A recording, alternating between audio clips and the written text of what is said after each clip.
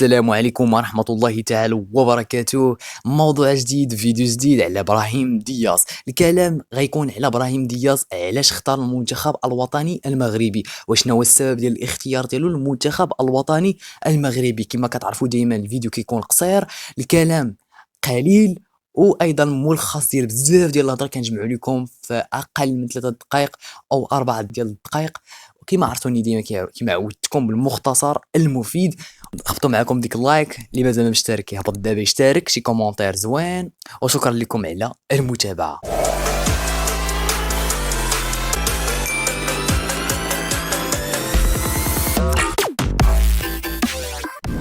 ابراهيم دياز كيبلغ من العمر حاليا 24 سنه، لاعب مازال صغير بمهارات عاليه، مراوغ واعر، قد يعطي اضافه اللي واعره للمنتخب الوطني المغربي من هنا لقدام، لانه حاليا كيبلغ من العمر 24 سنه. يعني لعاب مهاري بامتياز الاخوان. ابراهيم دياز الفريق الحالي ديالو هو ريال مدريد، الفريق السابق اي سي ميلان، وايضا لاعب قوي واعر ديال بصح، وغيعطينا اضافه اللي زوينه مع المنتخب الوطني المغربي. اسباب علاش اختار المنتخب الوطني المغربي: السبب الاول هو وليد الركراكي. وليد الركراكي الاخوان تصوروا معايا ملي كان كيلعب اي سي ميلان، كان كيمشي عنده كيحاول انه يقنع لك ابراهيم دياز، وايضا دابا مشى لك مع الريال مدريد مشاو حاول انه يقنع لك ابراهيم دياز. يعني السبب الاول كيرجع لوليد الركراكي، لانه كيمشي عنده دائما وكيحاول انه يقنع لك اللاعب. كاين بعض الناس غيجيو يقول لي وحنا اللعاب ما بغاش يلعب مع المنتخب الوطني المغربي، حنا اش بغينا؟ اخوان خاصنا نفكروا بواحد الطريقه اوروبيه كما فرنسا واسبانيا والى اخره.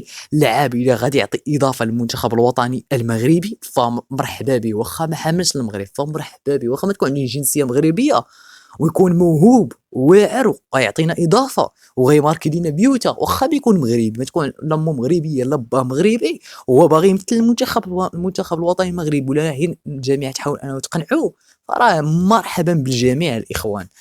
مساله غادي المساله ديال عمل وصافي. نمشيو للسبب الثاني، السبب ديال الانجاز التاريخي ديال المنتخب الوطني المغربي في كأس عالم لقطر 2022. اخوان المنتخب الوطني كما عرفتوا قدم اداء اللي واعر وثبت المكانه ديالو مع كبار المنتخبات.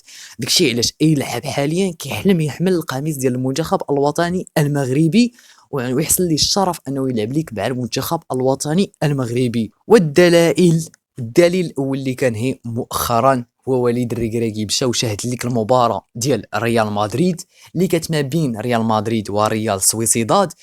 كان كيمشي يشاهد مغربيين ماشي مغربي واحد.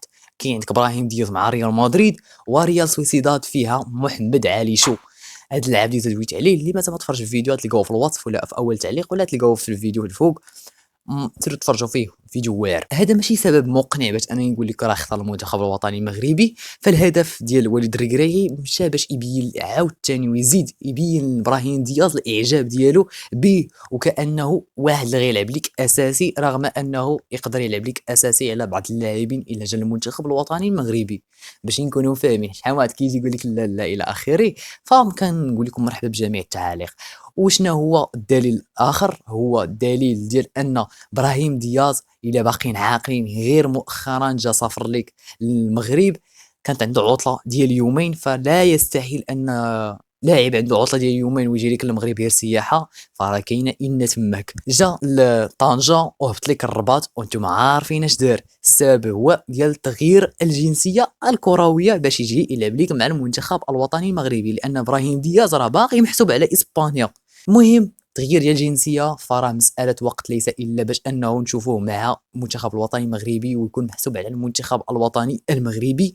مرحبا بجميع الاراء، حيت كنعرف ان جميع الدراري عنده راي، اي واحد عنده راي تنقول لكم مرحبا بكم تحت في التعاليق. مازال ما اشتركتي هبط دابا اشترك، لايك، بارطاجي فيديو مع صاحبك، والسلام عليكم.